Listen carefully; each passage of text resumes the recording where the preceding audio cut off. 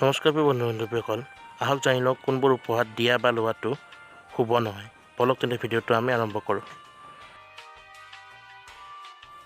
কাকো হিংস্ৰ জন্তু বা হিংস্ৰ মূৰ্তি বা ফটো আদি উপহাৰ দিব নালাগে বা নিজেও সেইবোৰ উপহাৰ পোৱাটো শুভ নহয়। দ্বিতীয়তে, ডুবি থকা জাহাজ আদিৰ ফটো কাকো উপহাৰ দিব নালাগে আৰু নিজে উপহাৰ পোৱাটোও শুভ নহয়।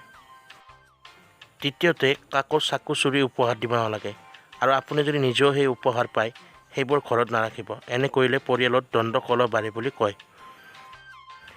চতুৰ্থতে, আজিকালি বহুতে জোতা বেলেগক উপহাৰ দিয়া দেখা যায়, কিন্তু জোতা উপহাৰ আচলতে দিব নালাগে বুলি কয় আৰু বিশেষকৈ প্ৰেমিক-প্ৰেমিকাসকলে কোনোদিন ইজনে সিজনক জোতা উপহাৰ দিব নালাগে। পঞ্চমতে, কাকো ক'লা ৰঙৰ কাপোৰ উপহাৰ দিব নালাগে, কাৰণ ক'লা ৰঙৰ কাপোৰ হৈছে দুখ কষ্টৰ প্ৰতীক। ষষ্ঠতে, কাকো ৰুমালো উপহাৰ দিব নালাগে, ইও দুখ অহাৰ এটা কাৰক বুলি কোৱা হয়। সপ্তমতে, কোনো উপহাৰৰ মাজত যদি ঘড়ী উপহাৰ দিয়া হয় সেয়াও অশুভ মনা হয়। ইয়াৰ অৰ্থ হৈছে প্ৰগতি ৰৈ যোৱা বুলি কোৱা হয়।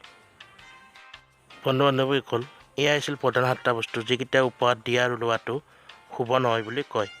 যদি ভিডিঅ'টো ভাল পালে লাইক, কমেণ্ট, শ্বেয়াৰ কৰি দিব আৰু সদায় এনে ধৰণৰ ভিডিঅ' পাবলৈ আমাৰ চেনেলটো ছাবস্ক্ৰাইব কৰি দিব। ধন্যবাদ।